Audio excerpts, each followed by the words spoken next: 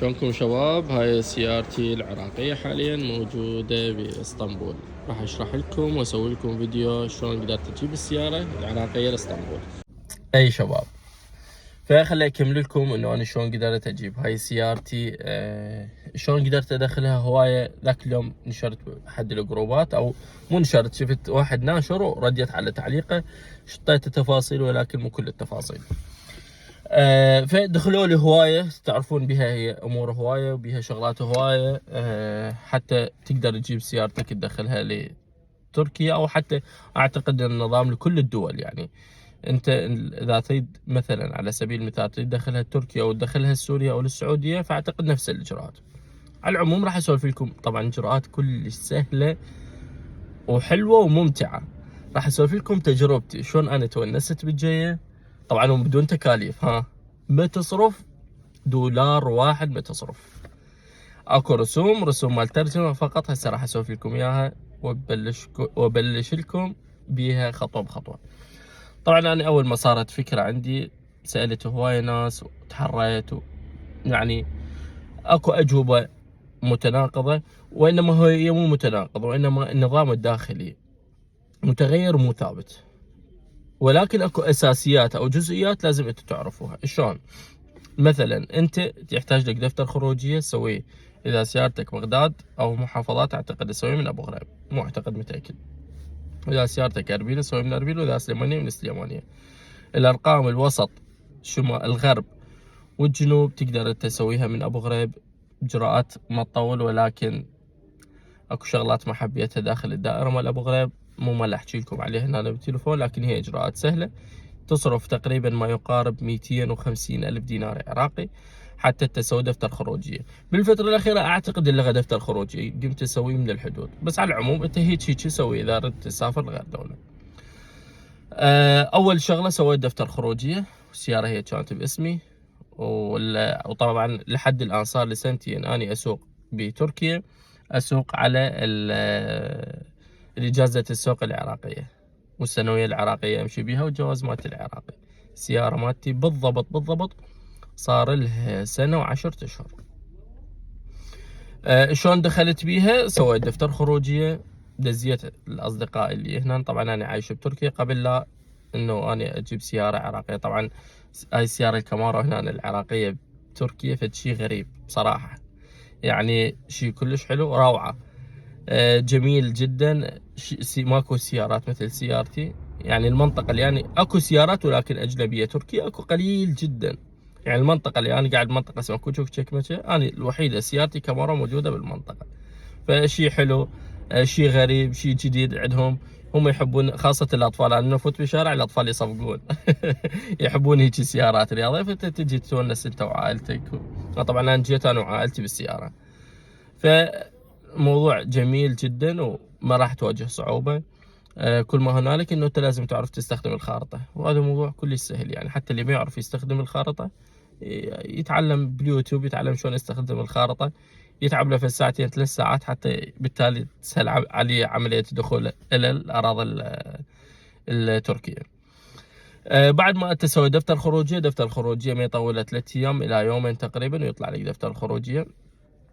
إجازة سوق باسمك دزيتها لأصدقائي، أنا أرجع لكم الموضوع الأول. دزيتها لأصدقائي، ترجموا لي إياها ودزوا لي إياها عن طريق الواتساب، وأنا فقط سحبتها. طبعا ترجمتها قبل لا أوصل. شلون إجيت وشلون وصلت؟ خل أخذ نفس وأرجع لكم شلون دخلت. وطبعا والدخول ممتع جدا جدا جدا. دخول من العراق لبغداد كان الوقت والأيام واللحظات كانت كلش جميلة. طبعا أنا مصورها وموثقها، بس هسه وهواي ناس طلبوا من عندي شرح شلون دخلت وشو الاجراءات اللي سويتها. مثل ما قلت لكم، فقط سويت دفتر خروجيه وترجمت السنويه والاجازه السوق فقط دزيتهم. واذا ما عندك احد يترجم لك اياها تواصلوا انا اترجم لك اياها وادز لك اياها على الواتساب. نرجع لكم. طبعا مثل ما قلت لكم، بعد ما سويت دفتر خروجيه وبعد ما ترجمت الاوراق، لا الاوراق بطريق ترجمتهم، فشاءت الاقدار على انه اني اجي واني وعائلتي. اجيت بالطريق ما واجهت صعوبة. كان رمضان وطلعت من العراق. طبعا أنا من سكنت محافظة بابل، طلعت من بابل توجهت للحدود التركية الساعة، طبعا أنا قعدت الصبح برمضان كان، وقعدت الساعة بالثنتين كالعادة، أو ب12 من 12 للثنتين، هذا الوقت اللي يقعدون به الصايمين. فعادي، ولا كأنه أنا عندي سفرة باكر ولا أي شيء، عادي قعدت وطبيعي ما عندي مشكلة. قلت أنا عسى ما أقعد العصر المغرب أنا أطلع أتوجه. شلون الطريق مدري شنو، شو وقت ما أتعب أنا أكو فنادق بطريق أحجز، ومن التليفون أحجز وأروح، أو ألقى طرق بالتليفون أو عفوا بالشارع ألقى فنادق وأطب أحجز وأنام بيهن عادي. طبعا الفنادق اللي بالطريق رخيصة حتى مو غالية ترى. على العموم اللي صار وياي، طلعت تقريبا من البيت، طلعت الساعة بالثنتين الظهر، هاي بسنة 2021. يوم طلعت يوم تقريبا 13/4/2021. احنا اليوم هسه احنا حاليا تاريخ 12 تاريخ 13/2/2024. قلت لكم صار سنة و10 اشهر بالضبط. نرجع لكم. طلعت من البيت الساعة بثنتين الظهر، وصلت تقريبا لبغداد الساعة ب3 ونص بالأربعة إلا. رحت باليوسفية كباب الآغا، أكيد كلكم تعرفونه، خذت معجنات ومدري شنو هالأمور هاي، خليتهن بالسيارة حتى بالطريق ناكل بيهن. طبعا احنا رايحين مستمتعين، طبعا انا لابس شورت ولابس فانيلة خوش ورايح، وتكرمون نعال وياي، وغراض البقية بالجنطة. انتم تعرفون حتى سبير يعني ما جايبان وياي والله العظيم. عندي يعني الجنطة كانت ما تكفي، خل بيها غراض وهاي، شلت السبير وخليته، خل اروح حتى ما يحتاج سبير. طبعا اكو خدمة سيرفس بتركيا واكو بالعراق همينه. على العموم طلعت انا وتوكلت على رب العالمين، فولت السيارة بنزين من الحلة، وطلعت وصلت لبغداد، رحت الباب الاغا ومدري شنو، سوقت واخذت غراض وحلويات واحنا طبعا صايمين على امل انه احنا نفطر الساعه ب6 ما ادري ب7 نفطر ب7. قلت وين ما نوصل احنا نطرق ونفطر، لو نلقى مطعم نفطر به. اي عاد طلع سوقت من باب الاغا وطلعت توكلت على رب العالمين. بطوز خورماتو صار الفطور، وفطرنا هناك. محطة كانت هي محطة استراحة ومطعم، فطرت هناك. يعني أحب النرجيلة كلش هواية سبحان الله. بصف طبعا أنا جايب نرجيلة بس ما له خلق تقعد تعمر وهالأمور هاي، اي وتستوك فاطر ما له خلق. فالحمد لله لقيت كوفي بصف المطعم. اي فاني جاي افطر، قلت وصيت ابوي الكوفي، قلت له حضر نرجيله. شربت يمكن عندها كم نفس بباب المطعم، حتى ما طبيت الكوفي، هيك بين المطعم وبين الكوفي قعدت ورا، خليت كرسي وقعدت فيه. شربت شويه كم نفس نرجيله، استقريت انا زين. اي بين ما صلينا وكملنا الامور وهاي، يعني صارت تقريبا الساعه ب8 الى ب9. انطلقنا بعدين رحنا توجهنا للحدود. وصلنا تقريبا الساعة ب10 أو ب11 بالليل، وصلنا الموصل. يعني فولت بنزين هناك من الموصل، فولتها السيارة. طبعا ما صرفت من عندي هواية حتى قلت تفويلة من الحلة للموصل. اي انا سيارتي كاميرا 2019. يعني ايش دعوة حتى قلت تفويلة، يمكن نص 3/4 هيك. على العموم رحت بعدها طبيت الكردستان، الاجراءات كلها سهله. قلت لهم انه انا طالب واني ادرس هناك. طبعا دخول السياره ما تفرق طالب انت او مو طالب. اذا مو طالب سياحيه يعطوك بها شهر، سويت اقامه تقدر تجدد الاقامه. انا اقامتي الطلابيه 2 اعطوني عليها 2 فعادي يعني طبيعي. اول مره كانت اقامتي تريد تخلص، اعطوني بها 3 اشهر، بعدين جددت الاقامه اعطوني بها سنه، ونوب جددتها مره ثانيه اعطوني بها 9 اشهر، فطبيعي يعني. نرجع لسالفتنا. وصلت اني تقريبا الساعة، طبعا احنا كل شوية نوقف نصور نشوف الطريق. قلت لكم ممتع. يمكن الشغلة اللي اضوج بيها كان الموصل شوية اكو مال تخريب مال ارهاب وهالامور هاي شوية مزعج، وانما وباقي كأنه طريق كلش حلو وممتع وجميل. وساعة نشغل فرح وساعة نشغل حزن، لان كان عندي ميت خالي الله يرحمه. يعني نمشي بين الفرحان وبين الضائج. والحمد لله توكلت على رب العالمين ورحت، والله سهل لي. وصلت تقريبا بالقرب من الحدود العراقية التركية تقريبا 20 دقيقة. حجزت الفندق هناك، والله ما أتذكر اسمه. حجزت فندق وأنا قلت أمشي أطلع أتوكل على الله، ما يهمني لا أقعد من الصبح ولا شيء. وش وقت ما نعس أنام. قلت لكم أنا ما نعست والله، ظليت للفجر. طريق ممتع وكرزات وهالأمور هاي. وصلت للحدود الساعة قبل السحور، يعني سحرت ونمت. اي وقعدت الساعة بال12. طبعا بعدها دزولي، قلت لكم دزولي ترجمة السنوية والوثيقة، كنت ما ساحبهن سحبتهن. واشتريت معسل ومال نراقيل واشتريتها محبشكلات نطقطق نعزز بيهن بالطريق. اي طبعا بالليل ورا الفطور ظليت كله امشي. يعني قلت لكم انا وصلت قبل السحور بدقائق، يعني يا دوب لحقت السحرت طبعا ما فطرت. هم يقولون لازم تفطر والامور هاي. قلت اني ما بي حيل افطر، بي حيل اكمل صيام. اي والله يا شباب وصلت اني تقريبا هناك، قلت لكم الفجر نميت. الفندق قعدوني الساعه بال12 مدري بالوحده. اخذت غراض ولملمت وطلعت للسوق. طبعا الحدود عندي 20 دقيقه. ما طلعت من زاخو اني، ظليت بداخل المنطقة مالت الفندق واشتريت شغلات وهالامور هاي. واصدقائي موصين هم كذلك على شغلات. طلعت العصرية بين العصر وبين المغرب. يوم كامل كتلته بزاخو بين النوم وبين الفرة بالسوق. اي عبالك بعد ما راح ارجع العراق. والله سويت انا، اخذت غراض ورحت توجهت للحدود. بالحدود كانوا يقولون ماكو الحدود هسه والله مسدوده. ليش معودين عدلوا بدلوا؟ كانوا يقولون مسدوده الا ورا الفطور. ما عندنا شيء بعد ساعتين يمكن يصير الفطور، مدري ساعه. والله نسولف وهاي ونلعب ويا الجهال وهالامور هاي. اي ف بعدين فتحوا الحدود. فطرنا طبعا، احنا جايبين من باب الاغا العده موجوده. اي فطرنا ورا الفطور يمكن دقائق فتحوا الحدود. رحت جايزة مسرة ويا السيارات. طبيت الحدود العراقية كانت كلش سهلة. ما تأخرت بيها 5 دقائق يمكن. متعاونين جدا. وصلت للحدود التركية. لازم مسرة ويا السيارات. شوف واحد هناك يصيح لي أنا أعرف تركي. واحد قال لي تعال من هنا، ولد تركي شاب.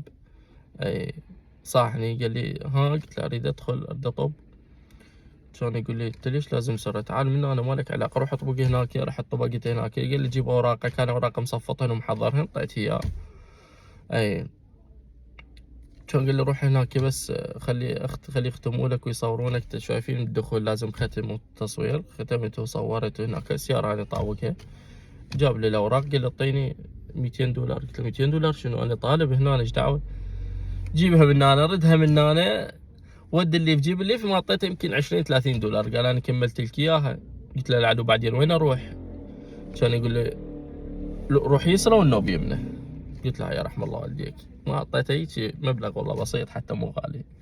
المهم روح يسرى يمنه لان انا داخل تركيا. يا معودين دا عدل بدل حتى السياره ما حد فتشها والله العظيم، ولا احد شافها. يمكن بس سونار يعني هي طبت من السونار، ولا احد حكى ويانا ولا احد قال. قلت له يعني انا اسال الاهل اقول معقوله طبينا شو هالموضوع سهل كلش. والله عاد الحمد لله رب العالمين سهلها وطبينا. مشينا ورا الفطور يمكن مشينا ساعتين. تعبت اني، قلت اليوم خلي ارتاح. فرحان وانا طاب بتركيا. وطاب بالسياره وشي حلو وتونست بصراحه. طبعا السيارات هنا كلش غاليه، يعني ما حد يقدر، يعني قليل اللي يقدرون يشترون سيارات ويمارسون حياتهم بصوره طبيعيه. والا هي اكو مواصلات، بس المواصلات مو للعائله والاطفال. صعب المواصلات، هي مو صعب ولكن العايش هنا يعني صعب يتنقل. على العموم اذا عنده جهال، لان شويه جهال يشلعون القلب. على العموم انه دخلت الحدود وانا ما مصدق، والفرحه مو طبيعيه بالله العظيم. طبعا شو يقولوا لي؟ قالوا لي بالحدود انه انت تعطي 20 ورقه لا يطببوا لك اياها. يا معودين دا عدلوا بدلوا. قالوا لي والله واحد يقول لي تدفع، واحد يقول لي ما تدفع، واحد يقول لي حسب الموظف. طلع لا اراده الهدفيه ولا شيء. الموضوع هو كلش سهل خوش، وما تدفع انت ولا درهم. كل واحد يقول لك تدفع فلوس قول له انت كذاب. فقط انه يردون من عندك انت باخر سنه يمكن 6 اشهر خارج. وانا ما اتذكر والله خارج تركيا بهاي 6 اشهر لو لا، ما اتذكر. بس طبقت ولا أحد حكى وياي ولا أحد قال لي. والحمد لله هسه احنا جاي نستخدم شوارعهم ومواصلاتهم، ونستخدم البنى التحتية مالتهم والأنفاق والجسور وهالأمور هاي، أمور ماشية والحياة طبيعية وحلوة.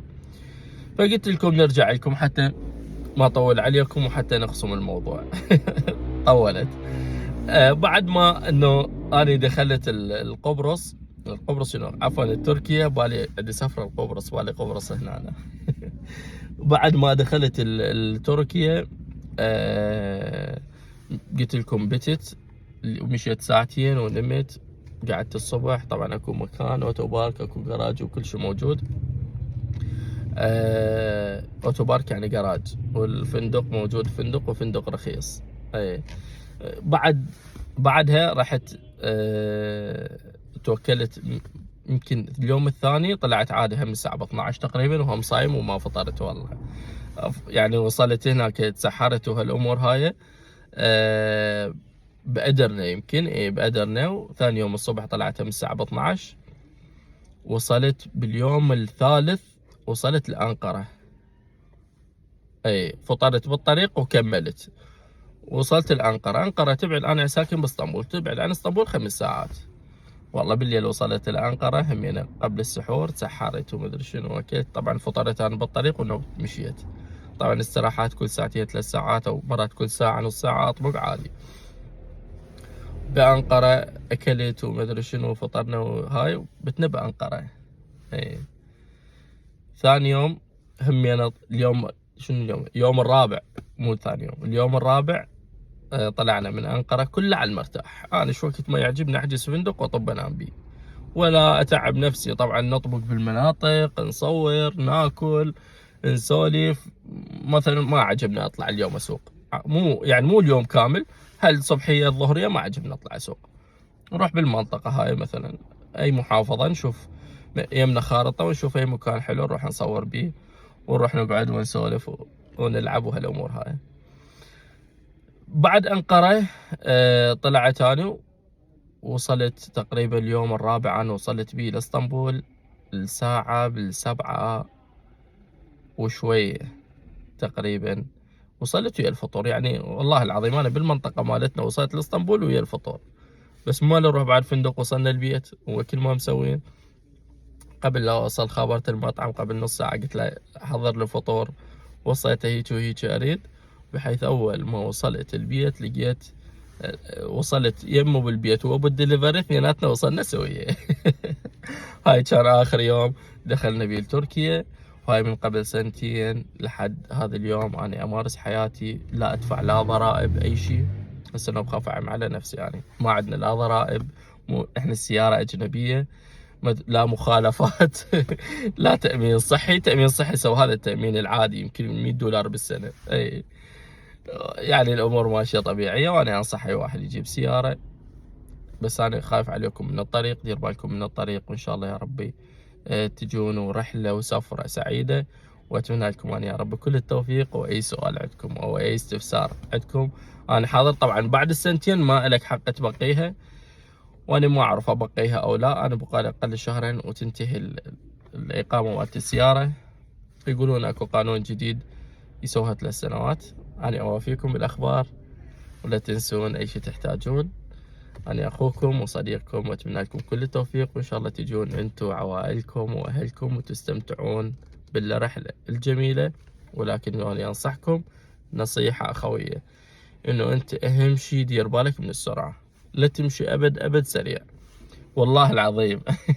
يمكن يعني شيء غريب، والله ما عبرت، يعني إلا ما ندر أعبر 100. ما أعبر 100، أمشي 80 90 80 90 100 بالزايد الا ما ندر، يعني في الموضوع، او يعني اريد الحق على المطعم حتى افطر. ما اعبر 100. ما اكو شيء وراي، طريق حلو، مستمتع اني ومتونس. والسلامة اهم شيء، خاصة اذا وياك عائلة. حتى اذا مو وياك عائلة انت نفسك حرامات اكيد عندك ام اخو اخت يضوجون يقهرون عليك. اتمنى لكم كل التوفيق. اذا تحتاجون شيء بخصوص الدراسة في تركيا، دراسة جميلة جدا، حياة جميلة جدا، مو وردية. ما اريد اسوي لكم وردية لان اكو ناس يجوز ما تعجبها الحياة. انا جاي اتكلم عن نفسي. الأمور حلوة والأمور جميلة والحياة حلوة وبسيطة. وأتمنى لكم أنا إن شاء الله كل التوفيق وسفرة سعيدة. مع ألف سلامة.